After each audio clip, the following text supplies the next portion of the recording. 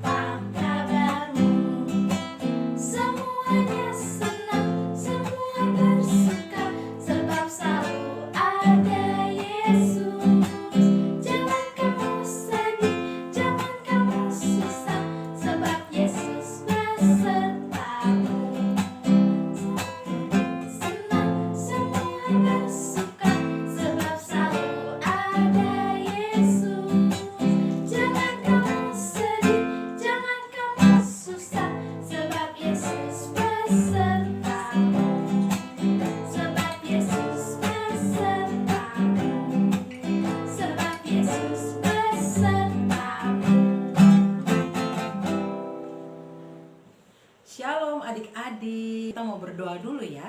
Mari kita berdoa. Tuhan Yesus yang baik, kami bersyukur untuk hari ini di mana Tuhan kumpulkan kami.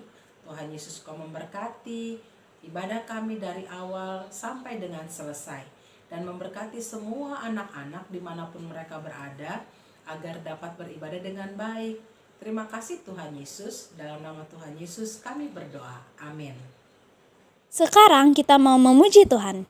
Mari kita menyanyikan lagu Kasih Yesus Indah Indah Oh Indah dan Kasih Itu Memaafkan.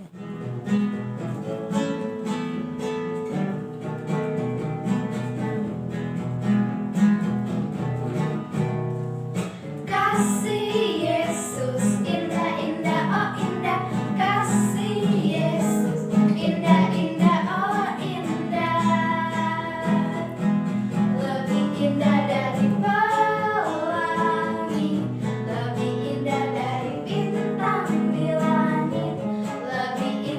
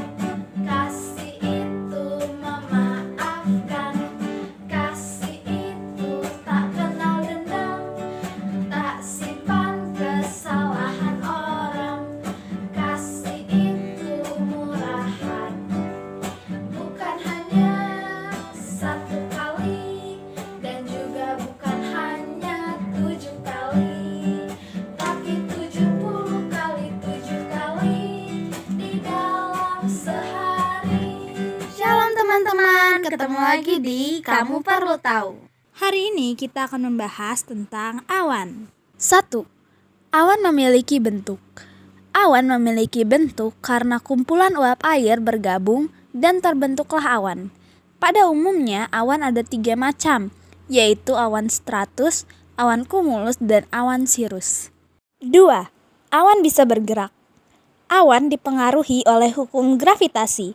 Jadi, awan tidak hanya melayang-layang di udara, melainkan secara perlahan akan jatuh ke bawah.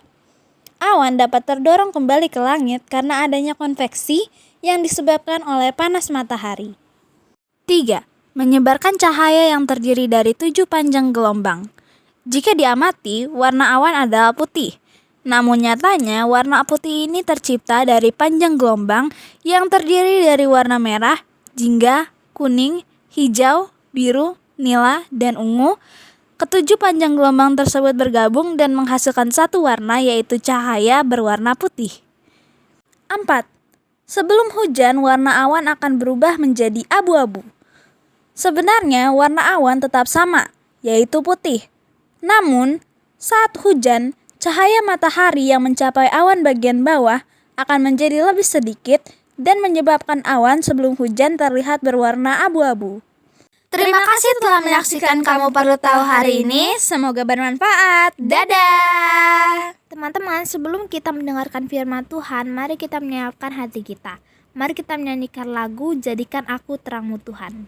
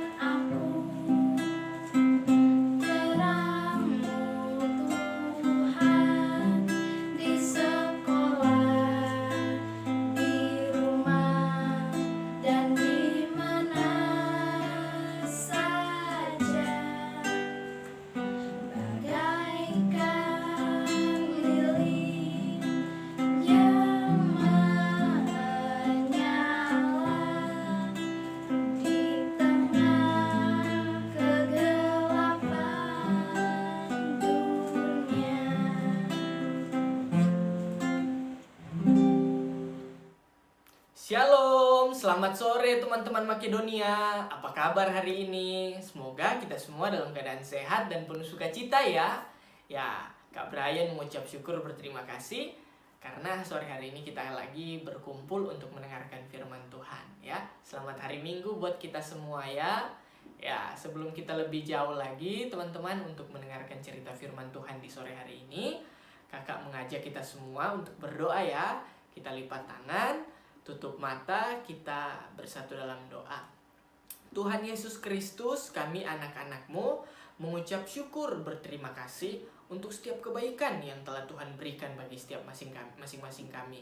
Tuhan Yesus, pada kesempatan di sore hari ini, kami anak-anak-Mu ingin mendengarkan cerita firman-Mu.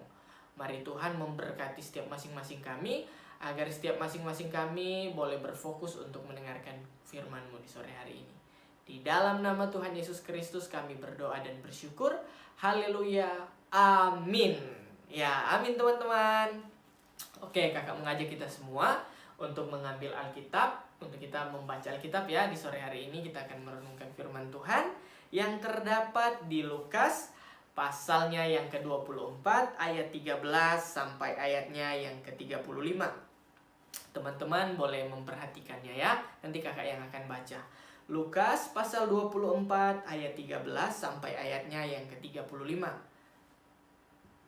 Lukas pasal 24 ayat 13 sampai ayat 35 dengan perikop Yesus menampakkan diri di jalan ke Emmaus.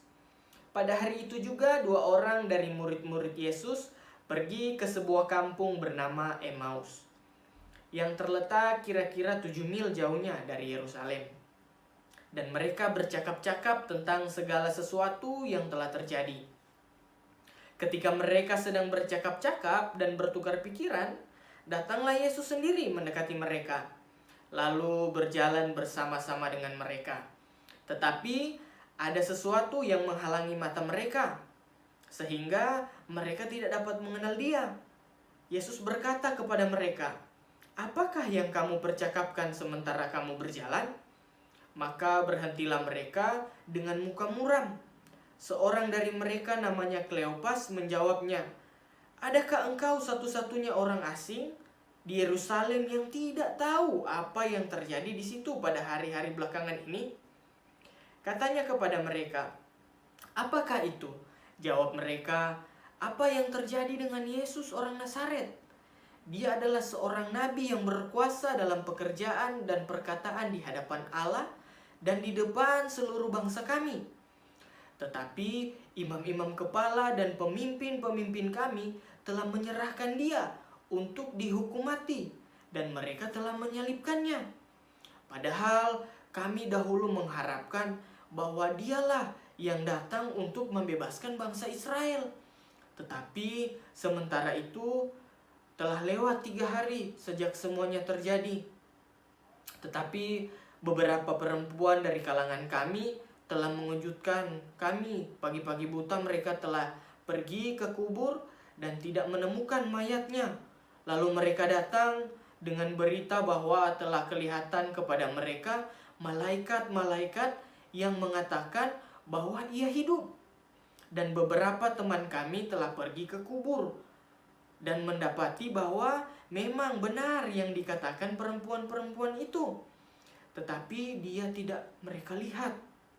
Lalu ia berkata kepada mereka, "Hai kamu orang bodoh, betapa lambannya hatimu, sehingga kamu tidak percaya segala sesuatu yang telah dikatakan para nabi. Bukankah Mesias harus menderita semuanya itu untuk masuk ke dalam kemuliaannya?"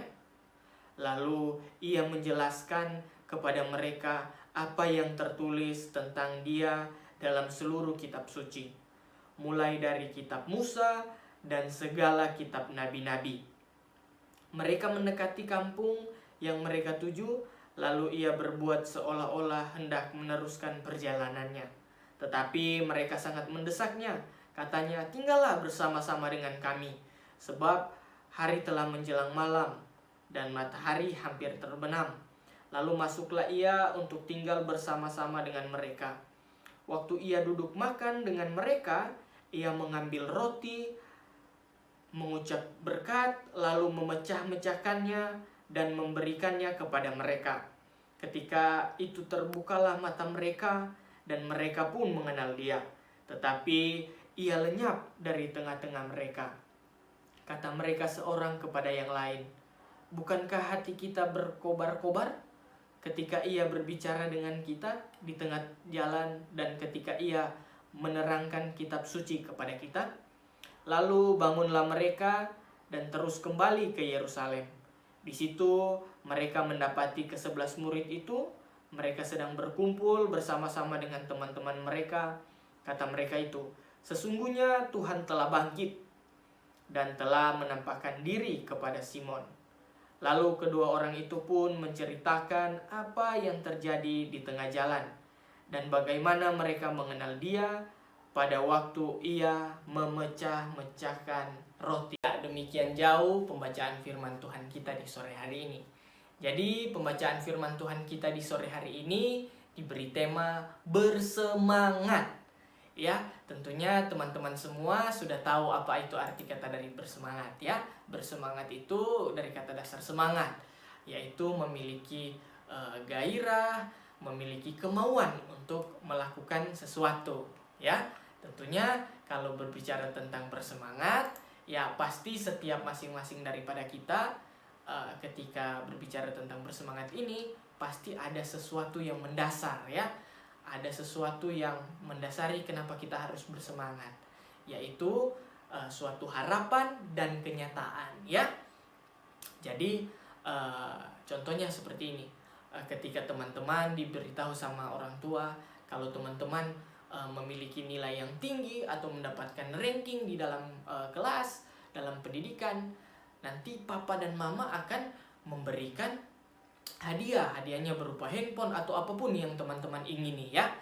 Ya, ketika orang tua teman-teman memberitahu seperti itu, pastinya teman-teman, wah, saya harus bersemangat nih untuk bisa mendapatkan hadiah daripada orang tua.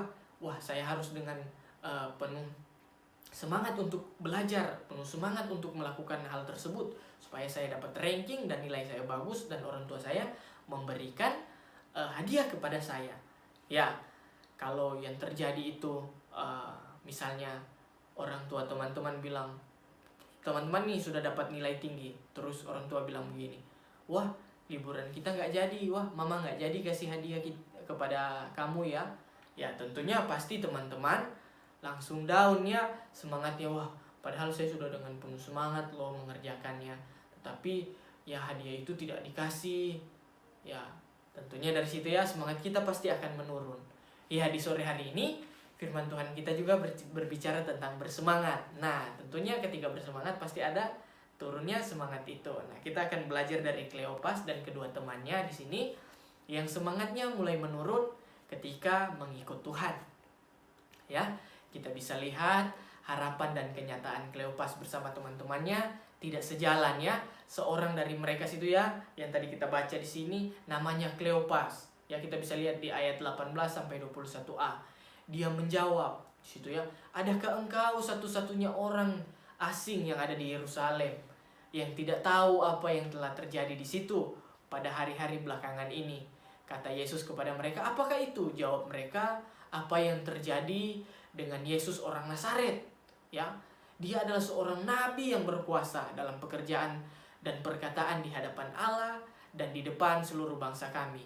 Tetapi imam-imam kepala telah menyalibkannya, padahal kami mengharapkan, ya, di situ mengharapkan bahwa dialah yang akan datang untuk membebaskan bangsa kami, ya, bangsa Israel. Ya, tetapi malah yang terjadi, ya, Tuhan Yesus mati, ya. Tuhan Yesus mati padahal kami sudah percaya bahwa Dia adalah Tuhan dan juru selamat kita, tetapi Dia mati, ya.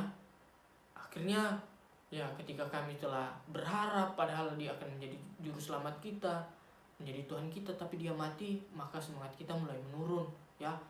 Ya, tidak ada gunanya lagi kita untuk percaya, tidak ada gunanya lagi kita untuk mengikut Dia, bersemangat lagi untuk mengikuti Dia. Dia telah mati, harapan kami telah musnah, ya. Itu yang menyebabkan Kleopas dan kawan-kawan di sini patah semangat, teman-teman. Nah, firman Tuhan kita di sore hari ini diberi tema kembali bersemangat bersama Tuhan Yesus, ya. Yang menarik dari perikop kita di sore hari ini, pembacaan firman Tuhan kita di sore hari ini, ya, sebenarnya bukan terletak pada fakta bahwa Yesus telah bangkit, ya, dan kemudian menampakkan diri kepada kedua orang tadi, bukan itu, ya. Kenapa? Sebab Tuhan Yesus sampai hari ini terus menerus menampakkan kehadirannya, kuasanya kepada kita orang-orang yang percaya, ya. Kita boleh terberkati di hari ini, ya. Terus yang menarik justru terletak pada kejadian di mana dua orang tadi akhirnya mengenali, menyadari, matanya terbuka bahwa yang ada bersama-sama dengan mereka saat itu adalah Yesus, ya, Tuhan Yesus, sumber pengharapan mereka. Kita lihat di Lukas 24, ya, ayat 30 sampai 31. Waktu ia duduk makan dengan mereka, ia mengambil roti, mengucap berkat, lalu memecah-mecahkannya dan memberikannya kepada mereka. Ketika itu terbukalah mata mereka dan mereka pun mengenal Dia, tetapi ia lenyap dari tengah-tengah mereka, ya. Mari kita lihat apa yang terjadi selanjutnya ketika efek dari perjumpaan mereka kembali dengan Tuhan Yesus. Ya, kita lihat di ayat 33a. Lalu bangunlah mereka dan terus kembali ke Yerusalem. Di situ mereka mendapati ke-11 murid itu. Ya, jadi teman-teman bayangkan, dari Yerusalem itu ke Emmaus itu jaraknya 7 mil. Kita sudah baca tadi ya. Ya, jaraknya itu 7 mil. Ya, 7 mil itu kalau dikilometerkan sekitar 11 kilometer. Nah, Kleopas dan temannya ini sudah berada di Emmaus. Nah, ketika mereka melihat Tuhan Yesus menampakkan diri kepada mereka, ya, mereka langsung bergegas kembali lagi ke Yerusalem untuk memberitakan bahwa mereka telah melihat Yesus dan mereka dengan penuh semangat. Ya, tapi kita harus lihat di sini. Tentunya dengan jarak 11 km ini pastinya mereka capek. Mereka pegel-pegel setelah menempuh perjalanan yang cukup panjang tadi.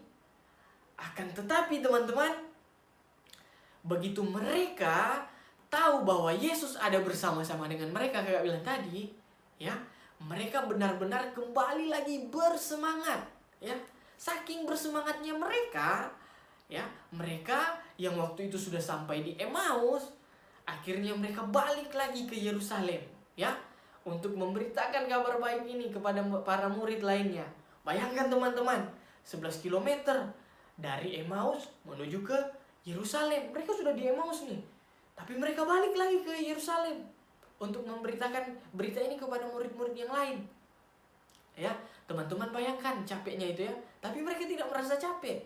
Coba teman-teman bayangkan, 11 km, 11 tambah 11, berapa? 22. Ya, jadi 22 kilo ya dalam perjalanan mereka itu tidak capek dalam sekali jalan. Karena apa? Karena mereka telah menemukan kembali sumber sukacita mereka, sumber pengharapan mereka. Akhirnya mereka lupa akan capek dan pegal-pegal itu. Ya. Kenapa? Karena mereka tadi sudah menumpukan sumber pengharapan mereka, sumber semangat mereka itu, ya. Kita lihat di sini teman-teman. Pelajaran yang kita ambil, ya.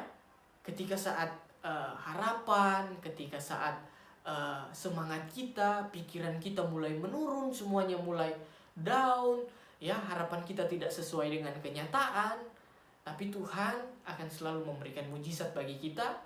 Tuhan akan selalu memberkati kita supaya kita akan terus bersemangat di dalam Dia. Ya.